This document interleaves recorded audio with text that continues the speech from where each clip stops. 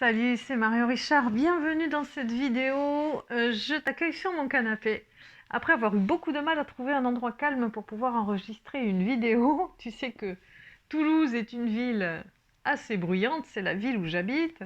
J'ai beaucoup de mal à trouver un endroit calme où il n'y ait pas de travaux, où il n'y ait pas de bruit je sais pas, de voitures qui passent, de motos qui passent, de sirènes de pompiers, où il n'y ait pas des enfants qui jouent dans une cour de récréation de manière très gaie mais assourdissante. Bref, un endroit où on puisse se parler tranquillement. Donc, résultat, je suis bien tranquillement chez moi, avec un thé, et on va pouvoir discuter.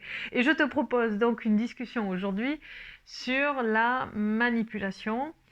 Et j'aimerais pouvoir te donner en fait une clé. Vraiment, c'est mon souhait que cette vidéo soit utile et te permettre de voir venir la manipulation avant même que que tu te sentes victime de quoi que ce soit, avant même que le processus soit enclenché, que tu puisses l'arrêter avant même que la manipulation ait pu démarrer. Donc pour ça, je vais déjà poser un petit préalable, c'est que bien sûr sur la manipulation, il y a énormément de littérature, il y a beaucoup de vidéos pour apprendre à reconnaître un manipulateur, savoir quelles sont ses perversions, quelles sont ses dissimulations, comment est-ce qu'il s'y prend. Bon, je ne vais pas rester là-dessus, sur ce thème-là, parce que d'abord, je ne suis pas une spécialiste, et puis parce que je trouve qu'il y a déjà suffisamment de littérature, il y a suffisamment de vidéos, il y a suffisamment de choses si tu as besoin d'informations sur ce sujet. Maintenant, ce que je trouve pour moi plus intéressant, c'est d'utiliser un outil que j'adore et que tu connais déjà, qui est le tarot de Marseille, qui est cet outil un petit peu particulier parce qu'il est à la fois ancien et moderne et que c'est un outil symbolique. C'est un outil, donc c'est une iconographie, c'est un imagier qui permet donc symboliquement de pouvoir parler d'archétypes psychologiques, d'archétypes émotionnels. Et donc, ce tarot de Marseille, je vais donc l'utiliser aujourd'hui en la figure de ce diable que tu vois ici. C'est marqué dessous, le diable, et c'est l'arcane, c'est la carte numéro 15, qui va servir de support, d'illustration, mais aussi d'inspiration pour cette vidéo concernant la manipulation. Alors tu te dis, oui, c'est normal, le diable, il manipule, il trompe, il enchaîne, donc c'est normal qu'elle utilise cette carte pour parler de manipulation. Bon, tu verras que je l'utilise peut-être pas tel qu'on l'imagine et que j'aime bien donner un côté très positif parce que je trouve que c'est un chic type à ce diable. Et c'est une des clés d'ailleurs pour apprendre à repérer la manipulation avant même que tu sois une victime. Voilà, donc pour arriver à ça, je te propose juste de faire un petit détour. Dans un premier temps, je vais te raconter une histoire et l'histoire c'est celle d'un château. J'ai déjà commencé à parler de cette histoire dans une vidéo qui s'appelle Mon château au Portugal. Je te mettrai la référence de cette vidéo pour que tu puisses la retrouver. Je vais te raconter à nouveau cette histoire. Et ensuite, je te parlerai de la question du ressenti. Et en particulier, je te parlerai du mien, puisque je pense que l'expérience personnelle, c'est ce qu'on a de plus beau à partager, de plus fort et de plus efficace en termes de, comment dire, d'enseignement. On n'est jamais aussi pertinent que quand on parle de quelque chose qu'on a soi-même expérimenté. Donc c'est ce que je te propose de faire ensuite pour finalement arriver au diable et de te présenter donc ce que je vais te proposer d'être ton nouvel allié en fait. Que cette carte-là soit ton nouvel allié face donc à la tentative de manipulation dont tu pourrais éventuellement être l'objet. Alors, pour moi, c'est un sujet qui est assez intéressant parce que c'est un sujet qui parle d'honnêteté, c'est un sujet qui parle de courage, c'est un sujet qui parle d'authenticité, c'est un sujet qui parle aussi de connaissance. C'est-à-dire, pour moi, la connaissance, c'est sortir de l'ignorance. Il me semble qu'un des moyens les plus efficaces pour un manipulateur de conserver son pouvoir sur autrui, c'est de maintenir l'autre dans une certaine ignorance. Sur l'ignorance de certains éléments de sa biographie, dans l'ignorance de certains éléments des événements qui se sont peut-être déroulés, et on ne dit pas tout, on en garde une partie pour pouvoir plus tard manipuler en faisant ressortir une information au bon moment pour pouvoir troubler l'autre personne. Enfin, il y a plein de moyens, si on le souhaite, de pouvoir perturber quelqu'un, de pouvoir le manipuler émotionnellement en le maintenant dans une certaine ignorance. Donc moi je crois fermement que ce qui libère, c'est la connaissance, et qu'une connaissance partagée, c'est une connaissance libératrice. Alors je vais revenir à une histoire toute simple qui est l'histoire du château. L'histoire du château, en fait, c'est l'histoire de ta propre individualité. Si tu imagines que tu es un château et que tu découvres un jour que ce château de 40 pièces, ce grand château, en réalité, tu ne le connais pas. Il t'appartient. Tu habites dedans depuis toujours. Tu fais partie du château, et le château fait partie de toi, tellement vous êtes assimilés l'un à l'autre. Et pourtant, tu vis toujours dans 2 pièces du château. Les 2 pièces du château dans lesquelles tu vis sont ta chambre et la cuisine. Ta chambre avec une salle de bain, on va dire, et la cuisine. C'est les 2 seules pièces du château que tu as explorées jusqu'à présent. Pourquoi tu n'as pas exploré les autres? On peut imaginer que tu n'as pas exploré les pièces de ton château parce que certaines pièces ont l'air trop éloignées. Certaines pièces ont l'air trop humides. Certaines pièces, peut-être, sont trop délabrées. Elles nécessiteraient un coup de peinture. Peut-être que certaines pièces te font peur parce qu'elles sont au grenier ou à la cave, et tu as peur de descendre dans ta cave, tu as peur de monter dans ton grenier, et tu as peur d'aller aux extrêmes parce que tu entends des bruits peut-être. C'est peut-être des animaux qui courent, mais c'est peut-être aussi ton imagination qui commence à galoper et qui fait que tu vas avoir peur de passer une porte. Donc résultat, dans ton confort quotidien, tu vis dans 2 pièces de ton château. Mais qu'est-ce qui se passe au bout d'un moment? Une fois que tu t'es installé justement dans cette routine, il peut y avoir des gens qui s'aperçoivent qu'il y a un grand château et que ce grand château n'est pas occupé. Et ces gens-là, ils peuvent trouver une petite porte dérobée que tu n'avais même pas repérée. Tellement toi, tu te confines sur l'avant du château, sur les 2 pièces dans lesquelles tu vis au quotidien. Et eux, ils ont réussi parce qu'ils sont à l'extérieur. Et ils ont réussi à trouver une petite porte dérobée derrière. Et ils sont rentrés. Et ils se sont installés dans une des pièces du château. Et ils ont commencé à poser leurs aises, à occuper les meubles, à faire à manger, à faire du bruit, éventuellement même à détériorer un petit peu une partie de ton château, pourquoi pas? Peut-être même ils prennent des risques en faisant du feu à l'intérieur de ton château alors qu'il n'y a pas de cheminée et que ça risque de l'embraser complètement. À un moment donné, tout ça fait tellement de tapage que tu t'en inquiètes. Et alors tu te dis, mais il y a des gens dans mon château. Alors tu vas prendre ton courage de main, tu vas t'approcher, mais puis tu entends que ça fait beaucoup de bruit, ils ont l'air d'être nombreux, et là tu recules, tu te dis, non mais j'ai un peu peur quand même. C'est quand même dingue, j'ai peur d'aller explorer mon propre château. Je suis plus chez moi. Il y a des gens qui occupent mon château. Alors la colère te prend. Et tu t'énerves beaucoup. Mais ça n'y fait rien, tu as quand même peur et tu n'oses toujours pas aller rencontrer ces gens qui se sont installés dans une pièce de ton château. Et tu n'oses même pas aller leur demander de partir si c'est ça qui est important pour toi. À un moment donné, De quoi tu vas avoir besoin pour aller à la rencontre de ces gens qui se sont installés dans ton château? Tu vas avoir besoin de courage. Peut-être tu vas avoir besoin d'aide. Peut-être tu vas avoir besoin de quelqu'un qui t'accompagne. En tout cas, à un moment donné, il va falloir que tu fasses ce chemin d'explorer ton propre château, que tu n'avais jamais vraiment exploré.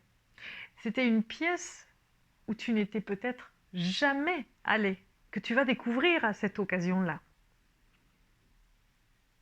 Et tu vas avoir la surprise de ce que tu vas découvrir. Tu ne sais pas du tout ce qu'il y a derrière la porte. Tu ne sais pas si ces gens se sont installés dans une toute petite pièce ou bien dans un grand salon. Tu ne sais pas si la pièce avait été aménagée avant ou bien s'ils ont tout amené dedans. Tu n'en as aucune idée. C'est une pièce de ton propre château que tu ne connais absolument pas. Alors, qu'est-ce qui va se passer? Qu'est-ce qui se passe dans ton ressenti? La suite de l'histoire, à la rigueur, je te propose de l'imaginer. Tu peux créer la fin de cette histoire.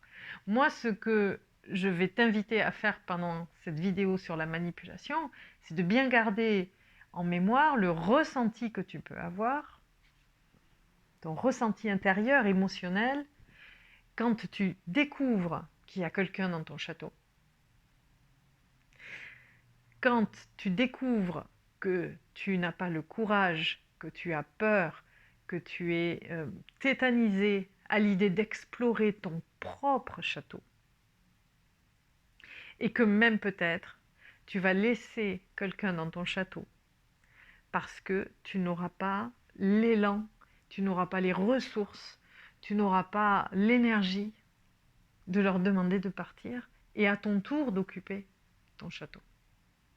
Parce que si les gens se sont installés dans ton château, rappelle-toi, c'est que tu ne l'occupais pas, c'est que tu ne le connaissais pas, c'est que tu ne l'avais pas exploré.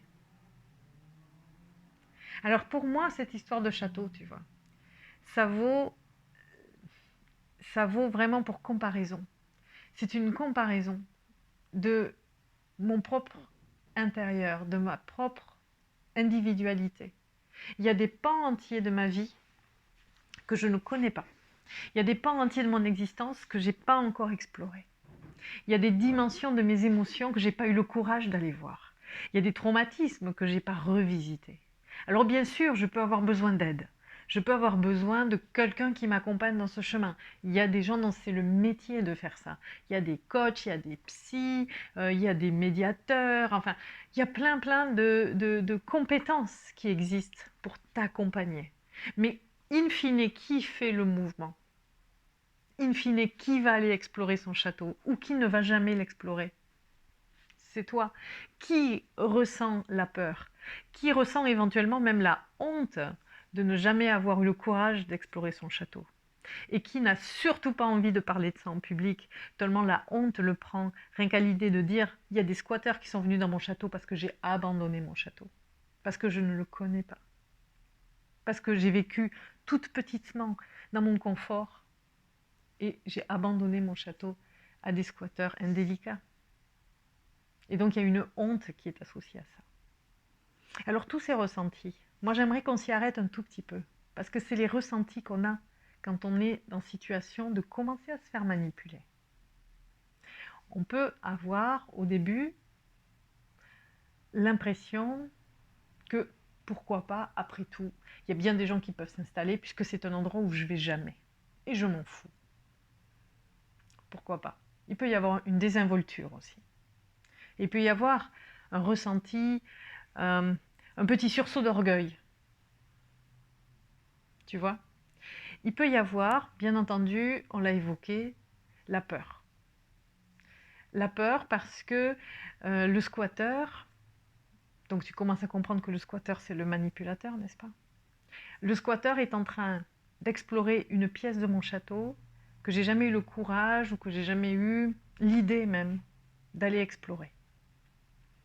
Et donc là il y a quelque chose qui est à la fois un mélange d'admiration, parce que c'est quelqu'un qui fait quelque chose que moi j'ai pas eu le courage de faire, et en même temps il y a une honte de ne pas l'avoir fait moi-même, de ne pas l'avoir fait avant. Alors il y a ce petit orgueil, il peut y avoir de la honte, il peut y avoir de l'humiliation, et puis à un moment donné, il peut y avoir de la colère et l'envie de se révolter, parce que le squatteur, par définition, il n'est pas chez lui, il ne prend pas soin de ce lieu comme toi tu en prends soin, et il commence à le détériorer. Je te parlais tout à l'heure peut-être de faire un feu à l'intérieur d'une pièce qui n'est pas adaptée pour ça, et d'abîmer les boiseries, d'abîmer les meubles, de risquer même de faire prendre le feu au château en entier, de prendre des risques. Donc la colère te prend, et tu as envie de lui dire, mais va-t'en, quitte mon château. Mais il est bien installé. Il est plutôt menaçant. Et alors là, on rentre vraiment dans la manipulation. À partir du moment où tu rencontres ton squatteur, là, on rentre dans la manipulation. Moi, ce que je te propose, c'est d'aller dès le début au ressenti. Quand tu sais que tu n'as pas exploré la totalité de ton château. Parce que je te donne l'info maintenant. Le château, c'est toi. C'est ton univers. C'est ton être en entier. C'est aussi ta psychologie. C'est tous les recoins de ta vie où il y a de l'espace. C'est des endroits que tu n'as pas occupés. Par exemple, une émotion enfantine. Tu as eu un jour une grande frustration dans ta vie. Par exemple, ton petit frère t'a volé, un chocolat que tu te gardais précieusement depuis longtemps. Et puis ton petit frère te l'a volé. Il l'a mangé devant toi. Et au moment où tu as voulu dire il a volé mon chocolat, il a mangé, et que tu as voulu te révolter, eh ben à ce moment-là, il n'y a pas eu d'adulte qui t'a entendu. Et puis tu as gardé ça en toi. Et donc tu as gardé en toi à la fois une humiliation, un silence, et ça s'appelle une pièce vide. C'est comme s'il y avait un endroit de vulnérabilité en toi qui va grandir avec toi, qui va t'accompagner toute ta vie, et même à 30 ans, 40 ans, quand tu te retrouves dans une situation où quelqu'un va avoir une attitude déplacée à ton égard, eh bien tu ne sauras pas comment te défendre, tu ne sauras pas comment demander de l'aide, parce que ça va sans arrêt résonner avec cette histoire du petit frère qui a volé le chocolat et que tu n'as pas trouvé de soutien auprès des adultes, et où tu t'es senti humilié, et tu t'es senti en colère, et tu n'as pas trouvé de soutien. Et donc c'est comme si c'était une pièce vide, comme si c'était un espace que tu ne revisitais plus, qui était là tel quel, fossilisé dans le passé. Et cet espace-là, il va être vacant, il va être ouvert. Et c'est là-dedans que ton squatteur va s'installer, tu vois. C'est une des pièces de ton château que tu revisites pas, que tu laisses là, dans un coin. Surtout, tu n'y reviens pas. Tu veux plus jamais en parler, tellement c'est douloureux encore pour toi, même à 40 ans, 50 ans, 60 ans. Cette histoire de petit frère, tu as encore la colère qui remonte, tu as encore l'humiliation qui remonte, tu as le goût du chocolat dans la bouche. Ça, c'est une pièce vide, tu vois. Ça, c'est un endroit que tu n'as pas revisité. Et bien là-dedans, n'importe quelle personne peut venir s'installer, peut venir jouer avec tes émotions. Et si tu n'es pas attentive à ton ressenti à ce moment-là et à comprendre que là, il y a quelque chose que tu n'as pas soigné, que tu n'as pas terminé, tu vois, c'est une histoire qui est toujours ouverte, que tu n'as jamais clos, que tu n'as jamais terminé. Si tu comprends pas donc que ton sentiment qui est toujours aussi vif est une information qui te dit que la plaie appelle à être soignée, que la pièce appelle à être occupée, qu'il faut arrêter de laisser cette pièce vide, eh ben, la première personne qui passe va te le faire sentir. La première personne qui s'y installe va te le faire sentir. Tu vas ressentir cette humiliation, tu vas ressentir cette colère, tu vas ressentir cette injustice, tu vas ressentir cet abandon, ce rejet, peu importe l'émotion qui va être associée. Mais en tout cas, tu vas avoir une émotion très forte. Et c'est cette émotion-là que je t'invite à aller chercher, à aller vraiment regarder une émotion comme tu regarderais une image, tu vois. Vraiment la regarder. Et à partir de là, alors tu commences à toi-même occuper la pièce. À la rigueur, même pendant que le squatteur est présent. Mais tu t'installes, c'est chez toi. Et il ne peut rien contre ça parce que c'est chez toi. Et toi, tu fais le boulot de revisiter cette vieille histoire de ton enfance, qui est une vieille pièce que tu avais laissée vacante, que tu avais laissée ouverte, mais ça y est, tu recommences à la revisiter, petit à petit tu la redécores, tu refais la tapisserie, tu refais la peinture, tu mets des nouveaux meubles, etc. Et du coup, puisque c'est occupé, ton squatteur, il va aller voir ailleurs, parce que lui, il aime bien mettre le bazar dans un lieu vide. En fait, un manipulateur, qu'est-ce qu'il fait? Un manipulateur, il vient s'installer simplement dans tes espaces vides. Il vient s'installer dans ta pièce que tu n'as pas occupée. Il vient s'installer dans une vulnérabilité qui est comme une plaie ouverte que tu n'as pas soignée. Tu commences à comprendre le truc. Et plus tu es attentif ou attentive à tes ressentis, au moment où ton ressenti surgit, quand tu rencontres quelqu'un qui fait résonner cette histoire, qui fait résonner cette pièce vide dans ton château, quand tu reconnais ce goût de chocolat dans la bouche, cette humiliation, cette colère, tu connais ça, ça te rappelle quelque chose. Mais pour ça, il faut que tu sois très très à l'écoute de ton ressenti. Alors tu te dis, oh, qu'est-ce qui se passe là? Qu'est-ce qui se passe? Cette personne-là que je connais pas, qui débarque dans ma vie ou que je connais à peine, qui touche à cet endroit-là. Là maintenant, il va falloir du courage, tu vois. Là maintenant, il va falloir de l'honnêteté aussi, pour aller regarder en face ce que tu n'as jamais osé regarder depuis des années. Il est temps d'aller voir cette pièce vide. Il est temps d'aller revisiter ce moment de ta vie de grande vulnérabilité où tu n'as pas encore grandi. C'est le moment. Et dans ce cas-là, ton ressenti te donne une information précieuse. Mais ça, c'est parce que quelqu'un a essayé de rentrer dans ton espace de vulnérabilité. Quelqu'un l'a repéré. De la même manière que le squatteur, il a repéré qu'il y avait une pièce vide. Parce que lui, il fait que ça, passer de château en château, il repérait les portes et les pièces vides pour venir s'y installer. C'est un petit peu son hobby, quoi. C'est ce qu'il sait faire le mieux. C'est ce qu'il aime bien faire. Ou c'est ce dont il a besoin. Peu importe, on s'en fiche. Moi, ce qui m'intéresse, c'est toi en tant que propriétaire du château. Comment tu réagis à ça? Et tu vois que là, moi, je t'invite vraiment à réagir en étant très à l'écoute de ce qui se joue en toi et en allant courageusement vers la partie du château qui est occupée. Et avec honnêteté, regarder toutes les toiles d'araignée que tu as laissées s'installer pendant des années, toutes les choses qui se sont détériorées pendant des années, la mauvaise odeur de poussière et de renfermé qu'il y a dans cette pièce. Il faut avoir un petit peu de courage pour ça. Mais je suis sûre que tu peux avoir le courage de le faire. Et tu vois, c'est en ça que je trouve que, et on y vient, la carte du diable, qui est la carte non seulement de la lumière qu'on va faire dans les ténèbres, on va apporter de la lumière pour aller regarder dans cette pièce du château qui n'était pas éclairée, qui n'était plus éclairée, on va amener une nouvelle lumière dedans. Mais surtout, ce que j'aime beaucoup dans ce tarot-là en particulier, ce sont les pieds de ces petits diablotins en forme de racines, ici.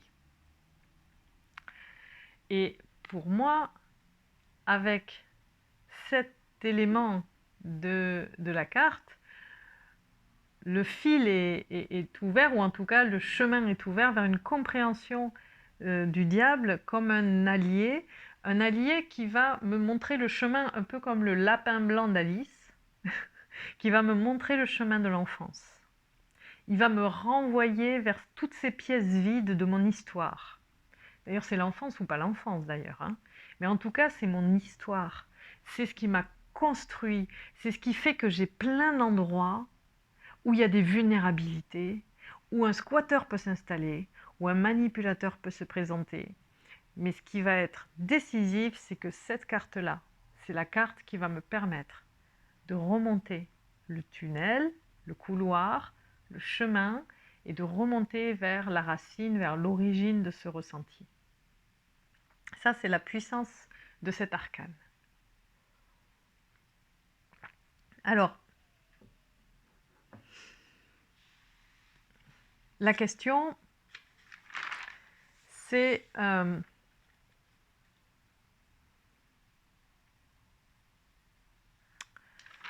je vais un petit peu avancer.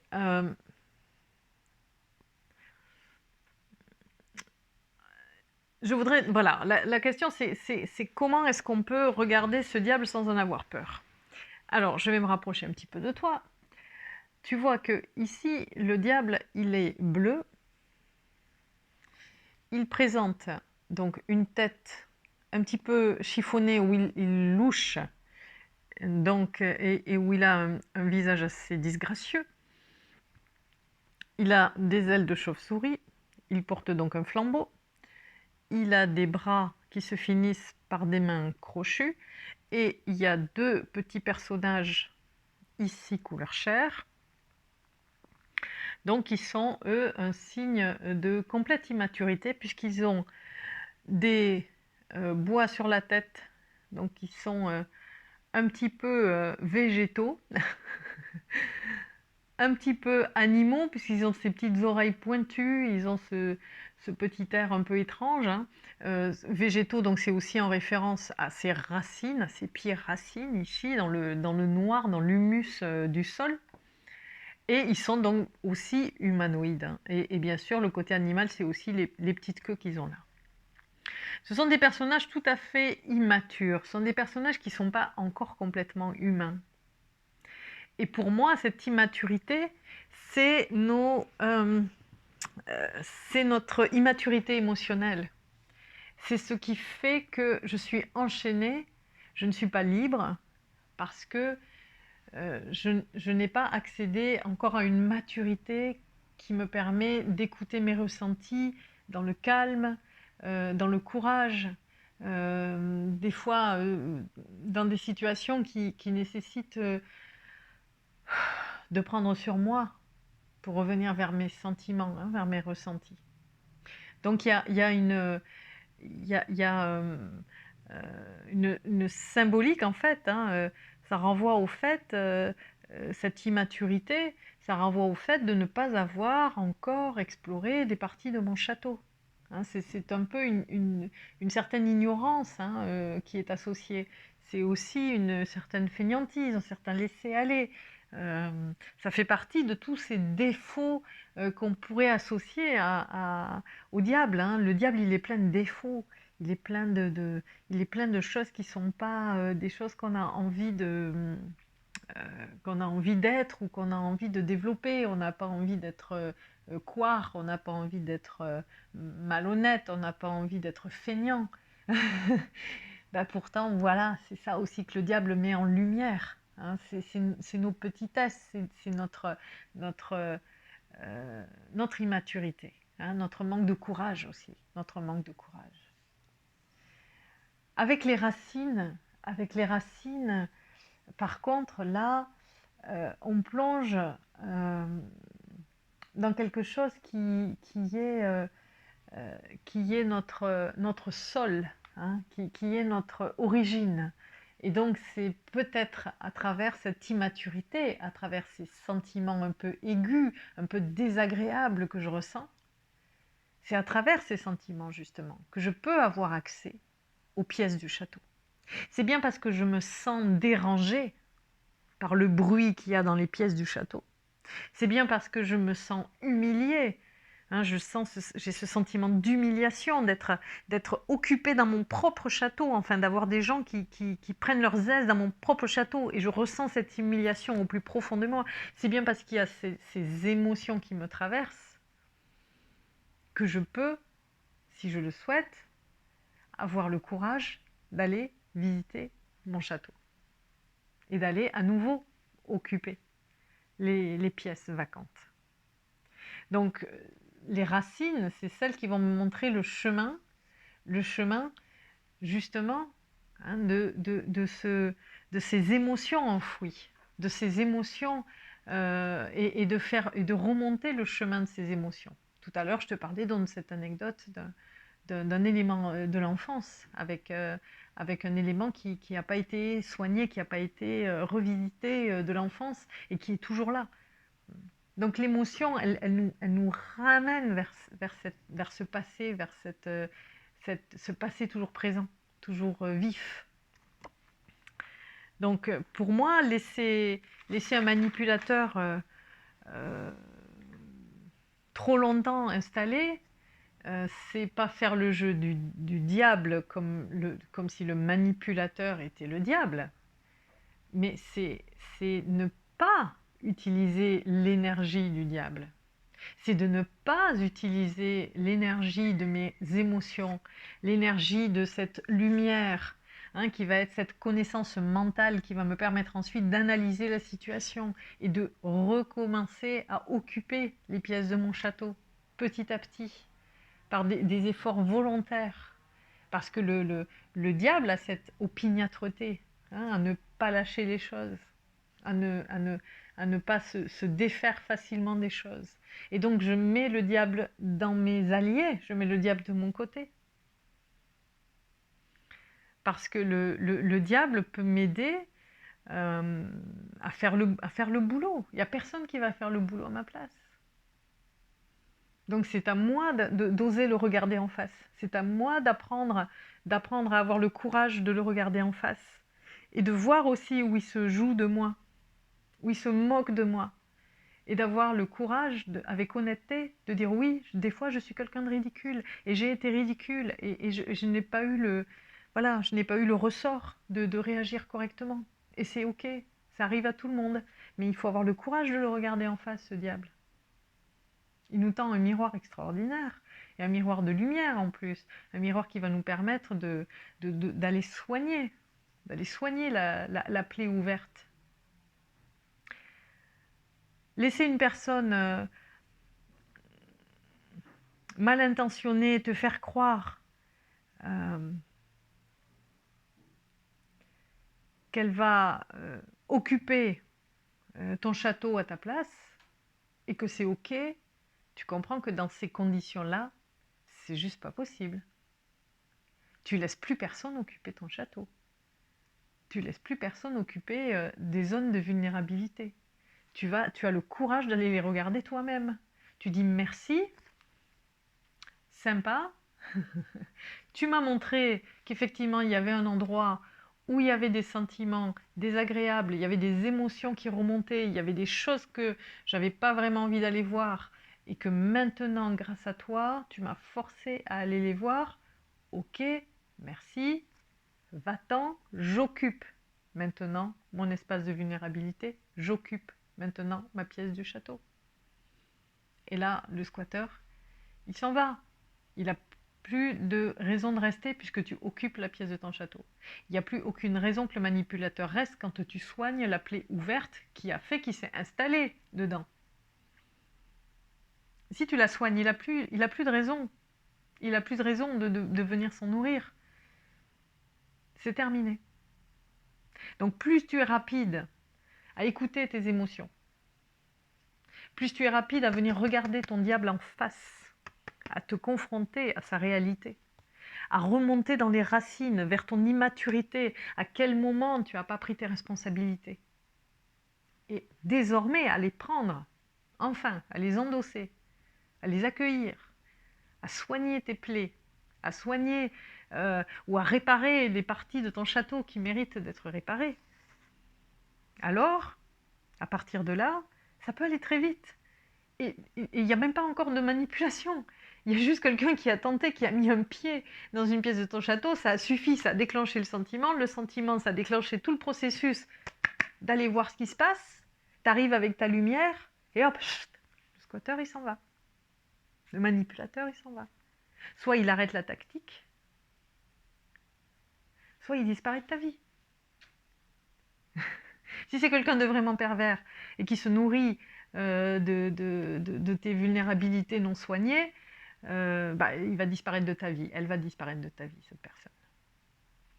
Si c'est quelqu'un qui n'était pas mal intentionné, mais qui a agi parce qu'il y avait un trou, il y avait un truc béant, et qu'elle est rentrée dedans parce que on est comme on est, hein, il y a des fois c'est pratique aussi. Bon, eh ben, la personne s'arrête, elle change de tactique.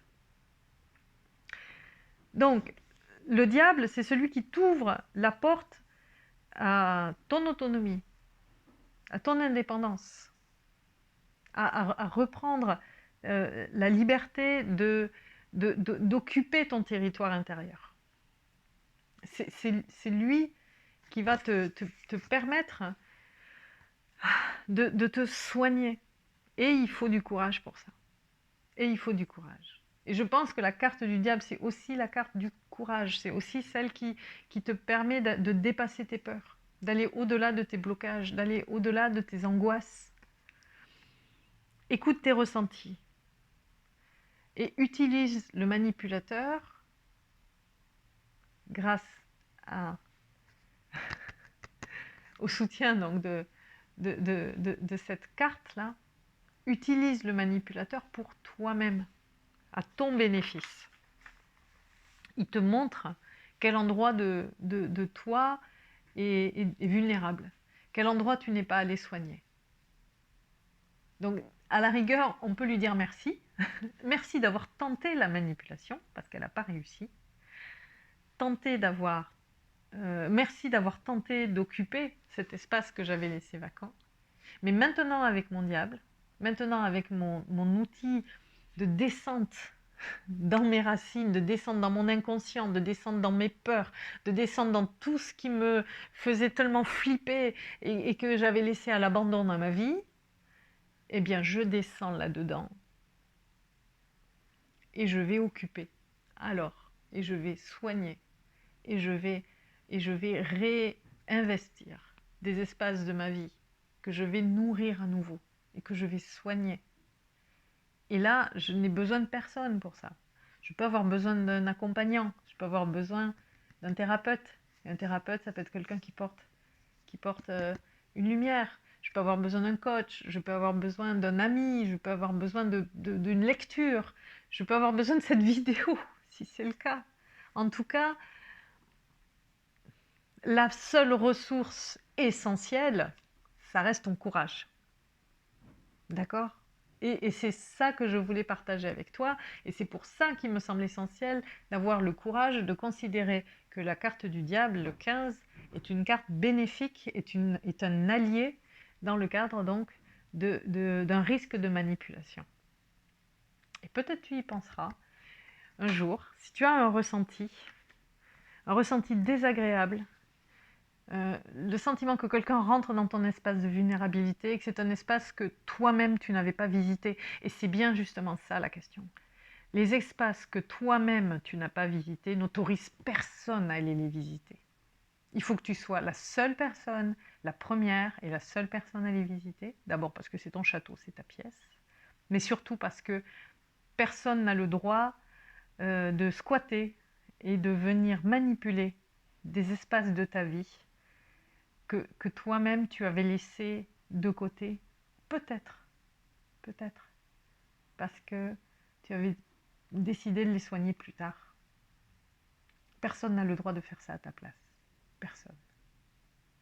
Donc, je t'invite vraiment à considérer encore une fois ton allié, le diable du tarot, dans cette quête de ton château intérieur, de ta construction intérieure, et de ne plus laisser la manipulation s'installer dès que tu as ressenti ce point de vulnérabilité que l'autre, effectivement, est venu toucher.